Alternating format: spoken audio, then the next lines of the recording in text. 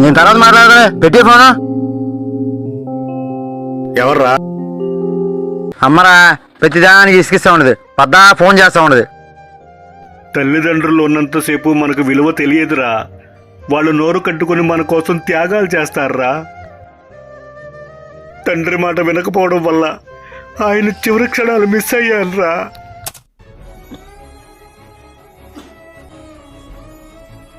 రేయ్, నువ్వు వెంటనే సాయిబాబా గుడి దగ్గరికి వచ్చేయి. ఎన్నిసార్లు చెప్పాలి నీకు? మాట్లాడలేదు. ఏంటి మాట్లాడేది?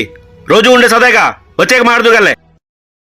రే నాన్న చెప్తాడుగా, వెళ్ళొచ్చుగా, కూర్చోక చెప్పు. రోజు ఉండేదేగా మాయా. నాన్న ఇంకా లేదా? నువ్వు మాత్రం నాలాగా చేయమాకరా.